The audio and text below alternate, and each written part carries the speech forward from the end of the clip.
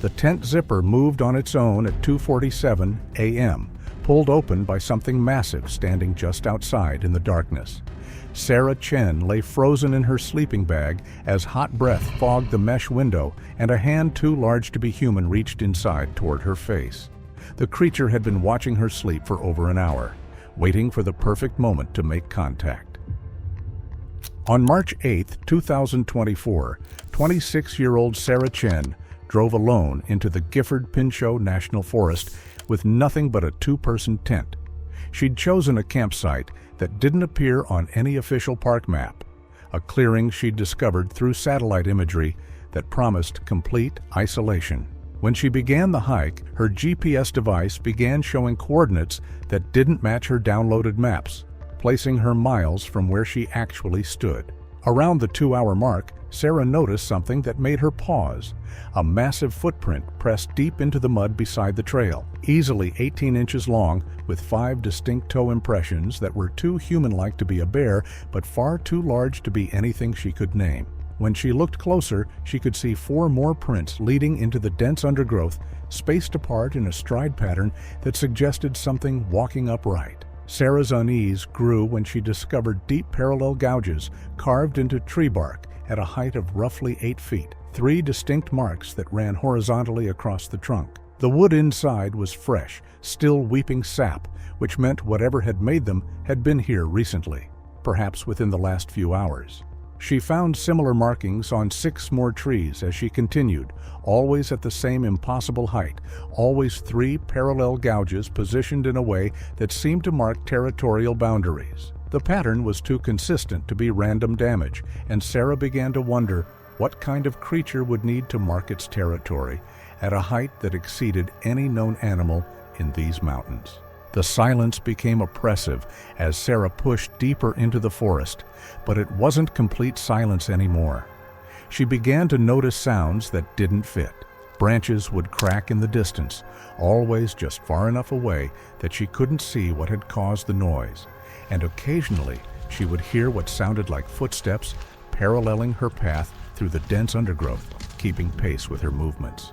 Twice she stopped completely and held her breath, listening, and both times the forest sound stopped as well, as if whatever was out there was also listening, also waiting. When she started walking again, the sounds would resume after a few seconds, maintaining that same careful distance. When Sarah finally reached the clearing just before sunset, she felt an immediate sense of unease that she couldn't rationalize away. The space was perfectly circular, roughly 50 feet in diameter, with grass that grew in strange spiral patterns radiating out from the center. The trees surrounding the clearing were marked with those same deep gouges at exactly the same height. Most disturbing was the complete absence of any dead wood or fallen branches within the clearing itself, as if someone had been maintaining the space. But it was what she found in the center that made her blood run cold. A circle of smooth river stones arranged in a perfect geometric pattern, and in the middle, a collection of bones that had been carefully sorted by size and type, bleached white, but positioned with obvious intention. She set up her tent near the eastern edge of the clearing, trying to shake off the growing feeling that she was intruding somewhere she wasn't supposed to be. Her hands trembled as she hammered in the tent stakes, constantly glancing over her shoulder at the tree line. As she worked, she noticed patches of grass that had been flattened in rough circular patterns, as if something massive had been bedding down in multiple locations, and what appeared to be tufts of dark hair caught on low-hanging branches, coarse strands that were too thick to be from any deer or elk. The tent went up without problems, but her camping stove refused to light, despite having worked perfectly at home, and her phone showed no signal at all. The sun was setting rapidly now, the shadows between the trees growing deeper and somehow more solid. As Sarah ate a cold dinner, she became aware of a smell drifting across the clearing, musky and earthy, like wet animal fur mixed with something stronger, more pungent. The scent came and went on the evening breeze, persistent enough that she couldn't ignore it. When she walked to the edge of the clearing to investigate, she found fresh tracks pressed into the soft earth, the same massive footprints she'd seen on the trail, but these were even clearer. The prints circled her tent in a wide arc, suggesting that something had examined her campsite while she was setting up, then retreated back into the forest to watch from a distance. Whatever had made those tracks was still out there, somewhere in the darkening woods, and it knew exactly where she was. As darkness fell completely, Sarah noticed that the usual sounds of a forest at night, insects, owls, the rustling of nocturnal animals beginning their evening activities, were entirely absent from the clearing. The silence was so profound that she could hear her own heartbeat, could hear the blood rushing through her ears, could hear every tiny movement she made inside her tent, amplified to an almost painful degree. She lay in her sleeping bag trying to read by headlamp, but found herself unable to concentrate on the words, her attention constantly drawn to the darkness beyond her tent walls and the growing certainty that something out there was paying very close attention to her presence. Around 10 p.m., she turned off her headlamp and tried to sleep, telling herself that her unease was just the normal anxiety of being alone in an unfamiliar place. That morning would bring perspective and the courage to laugh at her nighttime fears. Sarah woke suddenly at 1:33 a.m. to a sound that didn't belong in any forest she'd ever studied or imagined. It started as a low vibration that she felt more than heard, resonating through the ground beneath her sleeping pad and traveling up through her body until her teeth ached and her vision blurred. The sound built slowly into something that resembled a voice, but operated at frequencies that seemed designed to bypass her ears entirely and speak directly to the primitive parts of her brain that still remembered when humans were prey.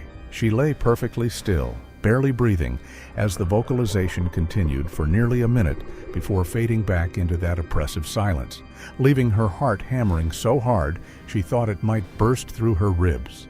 The silence that followed the call lasted perhaps 5 minutes, though it felt like hours to Sarah as she lay frozen in her sleeping bag, straining to hear any indication of what had made that impossible sound. Then came the footsteps, heavy, deliberate, moving around the perimeter of the clearing with a measured pace that suggested intelligence and purpose rather than the random wandering of an animal. Whatever was out there was big, each footfall creating a vibration she could feel through the ground, and it seemed to be conducting a systematic survey of the area, pausing occasionally as if examining something of interest before continuing its circuit. Sarah's rational mind tried to catalog possibilities, a bear, an elk, maybe even another camper. But the pattern of movement was too methodical, too purposeful, and the weight suggested something far larger than any animal that was supposed to exist in these mountains. The footsteps completed their circuit of the clearing and then, impossibly, began moving directly toward Sarah's tent with the confidence of something that knew exactly where she was and had decided it was time for a closer inspection. Sarah's hand found her headlamp in the darkness, her fingers closing around it, but not yet turning it on, some instinct warning her that revealing her awareness might trigger a response she wasn't prepared to handle. The footsteps stopped approximately 10 feet from her tent, and in the silence that followed, Sarah became aware of a new sound, breathing, deep and rhythmic, the exhalations of something with lung capacity far beyond human scale. The breathing continued for what felt like an eternity, and Sarah had the terrifying realization that whatever was out there was standing completely still, simply listening to her the same way she was listening to it. Then came a sound that would haunt Sarah for the rest of her life, a long, slow inhalation as if the creature was drawing in her scent, analyzing her presence through smell in a way that felt violently intimate and invasive. The breathing moved closer, and Sarah realized with mounting horror that the creature had dropped to a crouch and was now positioned directly outside her tent wall, separated from her by nothing but a thin layer of nylon that suddenly seemed as insubstantial as tissue paper. She could hear it shifting its weight, could hear what sounded like hands or paws pressing against the ground, could hear the soft rustle of movement that suggested it was leaning in even closer. The tent wall near her head began to bow inward slightly, pressed by something on the other side, and Sarah had to bite down on her sleeping bag to keep from screaming. The creature remained in that position for nearly 20 minutes, occasionally shifting its weight or adjusting its position, but never moving away from the tent, never giving Sarah any indication of what it wanted or what it planned to do next. She could smell it now, a musky, earthy odor that was somehow both animal and not animal, mixed with something that reminded her of wet stone and decaying leaves. The scent was so strong it made her eyes water, and she had to breathe through her mouth to keep from gagging, terrified that any sound she made might trigger an attack or provoke the creature into more aggressive action. Her mind raced through everything she'd learned about wildlife encounters. Make yourself big, make noise, never run. But all of that advice seemed laughably inadequate for whatever was crouched outside her tent in the darkness. At 2:47 a.m., Sarah heard a sound that stopped her heart, the metallic whisper of her tent zipper being slowly, deliberately pulled open from the outside. The movement was controlled and precise, nothing like the random pawing of an animal trying to get at food, and Sarah watched in frozen terror as the zipper traveled down its track with the steady progress of something that understood exactly how the mechanism worked. The creature was opening her tent with the casual competence of someone who had done this before, who knew what zippers were and how they functioned, and that realization was somehow more terrifying than anything else that had happened. Sarah's hand tightened on her headlamp, her thumb finding the power button, her entire body tensed for whatever was about to happen next. The zipper reached the bottom of its track, and the tent flap fell open, revealing a darkness so complete it seemed to have physical substance, a void that swallowed her headlamp beam before it could illuminate anything useful. Sarah could see a shape in that darkness, a massive silhouette that blocked out the stars, and she could feel hot breath washing over her face in rhythmic waves that smelled of earth and something else she couldn't identify. The creature made a soft sound, almost questioning, and Sarah realized with a jolt of primal terror that it was trying to communicate with her, trying to elicit some kind of response that would help it understand what she was. Her finger pressed the headlamp button before her conscious mind could stop her, and the sudden flood of light revealed something that her brain struggled to process or accept as real. The creature crouched at her tent entrance stood at least 7 feet tall, even in its hunched position, covered in dark hair that seemed to absorb light rather than reflect it, with a face that was simultaneously human and utterly alien. Its eyes caught her headlamp beam and reflected it back with an amber glow that spoke of intelligence and awareness, studying her with an intensity that made her feel like a specimen under a microscope. The being's hand, and it was definitely a hand, not a paw, rested on the tent frame with fingers that were too long and too thick to be human but showed clear evidence of opposable thumbs and the capacity for fine motor control. For 3 heartbeats, Sarah and the creature simply stared at each other, and in that moment of connection, she understood with absolute certainty that this was no animal, no bear or elk, or any other creature that science had cataloged and explained. The creature's reaction to the light was not what Sarah expected. Instead of retreating or attacking, it simply tilted its head in what appeared to be curiosity, studying her face with an expression that seemed almost thoughtful. Its mouth opened slightly, revealing teeth that were more human than animal, and it made another soft vocalization that carried tones of what might have been inquiry or greeting. Sarah's terror began to mix with a strange sense of wonder as she realized that the creature wasn't behaving aggressively, wasn't showing any signs of wanting to harm her, but rather seemed genuinely curious about her presence in its territory. The being's eyes moved from her face to her sleeping bag to the interior of her tent, taking in details with obvious intelligence. And Sarah had the bizarre thought that she was being evaluated, assessed according to criteria she couldn't begin to understand. The moment of connection was shattered when Sarah's headlamp began to flicker and dim, the batteries draining at an impossible rate, as if something was actively interfering with the electrical current. The creature's eyes widened slightly at the changing light, and it made a sound that might have been surprise or concern, leaning back from the tent entrance as if giving her space. In the failing light, Sarah caught glimpses of other shapes moving at the edge of the clearing, more massive silhouettes that suggested the creature at her tent wasn't alone, that she was surrounded by multiple beings that had been watching her sleep. The headlamp died completely, plunging everything back into darkness, and Sarah heard the creature at her tent make a series of soft vocalizations that were answered by the others in what sounded unmistakably like conversation. In the darkness, Sarah's other senses became hyper-aware, cataloging details that her panicked mind struggled to process into any coherent understanding.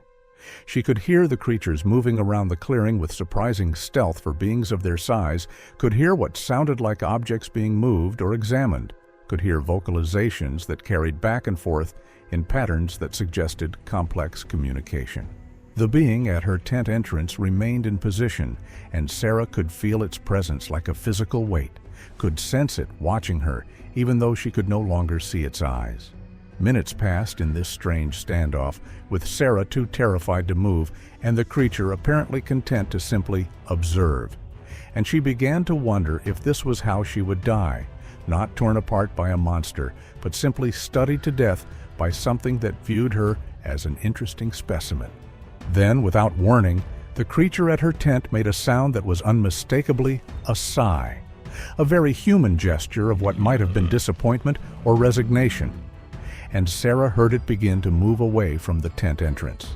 The zipper was pulled closed from the outside with the same careful precision it had been opened, and the footsteps retreated back toward the tree line, accompanied by the sounds of the other creatures also withdrawing from the clearing. Within minutes, the forest had returned to that oppressive silence, and Sarah was left alone in her tent, shaking uncontrollably and wondering if what had just happened was real or some kind of stress-induced hallucination. But the musky smell remained, and the tent zipper was definitely closed in a way she hadn't left it, and her headlamp batteries were completely drained despite being fresh when she'd started the trip. Sarah didn't sleep for the rest of that night, lying rigid in her sleeping bag with her backup flashlight clutched in her hand, listening for any indication that the creatures might return. As dawn finally began to lighten the sky, she worked up the courage to unzip her tent and look outside, half expecting to find no evidence of the night's encounter, some proof that her exhausted mind had invented the entire experience. What she found instead was a clearing that had been transformed overnight, marked with evidence that couldn't be explained away or rationalized as imagination. Massive footprints circled her tent in perfect spirals, each print measuring at least 18 inches in length and pressed deep into the earth with a weight that suggested something far heavier than any known animal. The footprints weren't the only evidence left behind. Sarah's camping equipment had been moved and rearranged, items taken from her pack and placed in careful arrangements that suggested examination rather than random disturbance. Her food bag, which she'd hung from a tree branch the previous evening, had been lowered to the ground and opened, the contents removed and sorted into groups that seemed to be organized by type or smell. Most disturbing was the discovery of what appeared to be gifts left near her tent entrance. Smooth river stones arranged in geometric patterns, and a collection of unusual feathers that didn't match any bird species Sarah could identify. The message was clear. The creatures had spent hours examining her belongings while she cowered in her tent, studying her supplies with obvious intelligence and leaving behind evidence of their visit that couldn't be dismissed or ignored. Sarah's hand shook as she pulled out her phone to document the evidence, only to find that the device was completely dead, despite having been fully charged the previous day. Her camera equipment was similarly drained, every battery depleted, as if something had drawn the power from them during the night, and her backup power bank showed zero charge, despite being new and unused. The systematic failure of all her electronic devices felt deliberate, as if the creatures possessed some ability to interfere with technology or had actively worked to prevent her from documenting their presence. She was left with only her own memory and the physical evidence in the clearing, proof that something impossible had happened, but no way to capture it in a format that anyone else would believe. The decision to leave came quickly.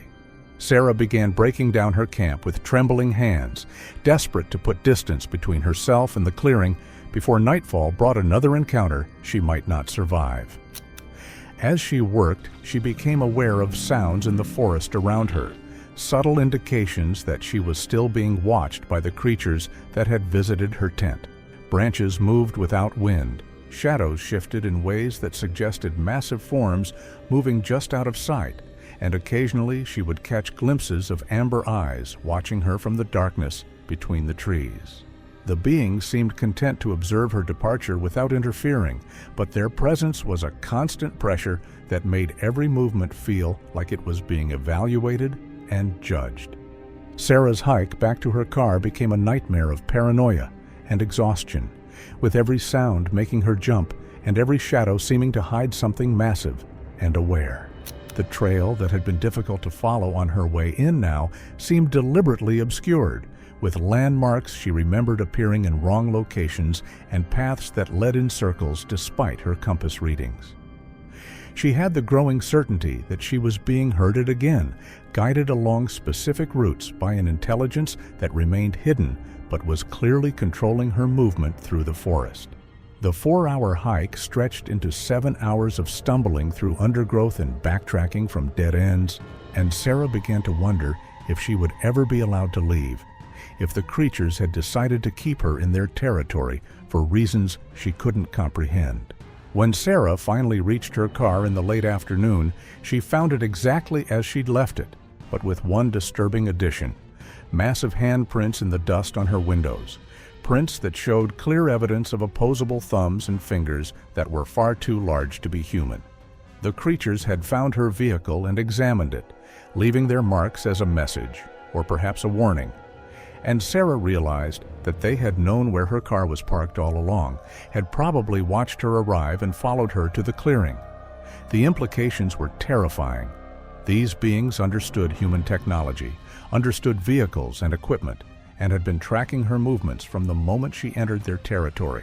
She wasn't dealing with simple animals, but with an intelligence that had been observing humans for long enough to understand their patterns and behaviors. Sarah didn't sleep for the rest of that night, lying rigid in her sleeping bag with her backup flashlight clutched in her hand, listening for any indication that the creatures might return. As dawn finally began to lighten the sky, she worked up the courage to unzip her tent and look outside, half expecting to find no evidence of the night's encounter. What she found instead was a clearing that had been transformed overnight. Massive footprints circled her tent in perfect spirals, each print measuring at least 18 inches in length and pressed deep into the earth with a weight that suggested something far heavier than any known animal. Sarah's camping equipment had been moved and rearranged, items taken from her pack and placed in careful arrangements that suggested examination rather than random disturbance. Her food bag had been lowered to the ground and opened, the contents sorted into groups organized by type or smell. Most disturbing was the discovery of what appeared to be gifts left near her tent entrance. Smooth river stones arranged in geometric patterns, and a collection of unusual feathers that didn't match any bird species Sarah could identify. The creatures had spent hours examining her belongings while she cowered in her tent. Sarah's hands shook as she pulled out her phone to document the evidence, only to find that the device was completely dead despite having been fully charged the previous day. Her camera equipment was similarly drained, every battery depleted, as if something had drawn the power from them during the night. The systematic failure of all her electronic devices felt deliberate, as if the creatures possessed some ability to interfere with technology. The decision to leave came quickly. Sarah began breaking down her camp with trembling hands, desperate to put distance between herself and the clearing before nightfall brought another encounter. As she worked, she became aware of sounds in the forest around her. Branches moved without wind, shadows shifted in ways that suggested massive forms moving just out of sight, and occasionally she would catch glimpses of amber eyes watching her from the darkness between the trees. But as Sarah pulled up the last tent stake, something happened that made her freeze completely. From the tree line directly in front of her, one of the creatures stepped partially into view, not fully revealing itself, but allowing her to see more than she had in the darkness. In the morning light, she could make out details that her headlamp had missed. The creature's face showed expressions that were disturbingly human, its eyes tracking her movements with an intelligence that made her feel like she was being studied. It raised one massive hand and pointed deliberately toward the trail that led out of the clearing, then back at her, then toward the trail again. The message was unmistakable. It was time for her to leave. Sarah nodded slowly and began gathering her scattered equipment, noticing that other creatures had emerged from the forest at different points around the clearing, forming a loose circle that surrounded her position but maintained a calculated distance. They were all watching her with that same focused attention, and Sarah had the disturbing realization that her entire departure was being orchestrated.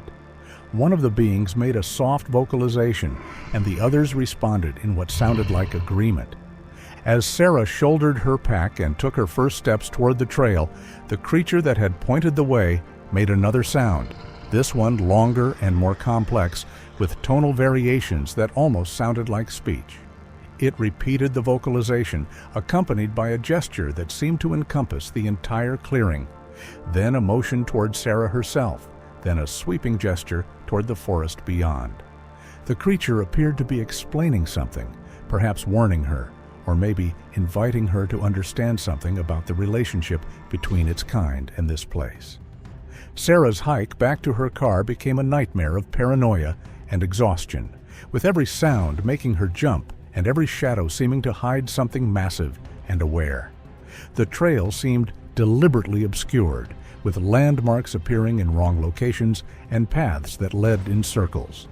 She had the growing certainty that she was being herded again, but this time the herding felt different, not threatening, but almost protective, as if the creatures were ensuring she stayed on safe paths. Several times she heard movement paralleling her path, and once she caught a clear glimpse of one of the massive figures keeping pace with her through the trees. The 4-hour hike stretched into 7 hours of stumbling through undergrowth and backtracking from dead ends. But then, as exhaustion was beginning to overwhelm her fear, the forest suddenly opened up and she found herself on a familiar section of trail. Despite all the confusion, she'd been guided to within a mile of where she'd parked her car. The creatures had been leading her out rather than trapping her in. When Sarah finally reached her car in the late afternoon, she found it exactly as she'd left it, but with one disturbing addition: massive handprints in the dust on her windows, prints that showed clear evidence of opposable thumbs and fingers that were far too large to be human. The creatures had found her vehicle and examined it, and Sarah realized that they had known where her car was parked all along, had probably watched her arrive, and followed her to the clearing. As Sarah sat in her car, hands still shaking too badly to put the key in the ignition, she noticed one final detail that made her blood run cold. Arranged on her hood in a careful pattern were more of those smooth river stones, positioned in the same geometric arrangement she'd seen near her tent, and tucked beneath the windshield wiper was a single unusual feather. The creatures had left her a parting gift, demonstrating that they could reach her possessions whenever they chose. Sarah started her car and drove away from the forest, watching in her rearview mirror as the trees seemed to close behind her, and she couldn't shake the feeling that amber eyes were watching her departure, that somewhere in those woods, intelligent beings were discussing what they'd learned from their night of studying the human who'd been brave or foolish enough to sleep in their territory.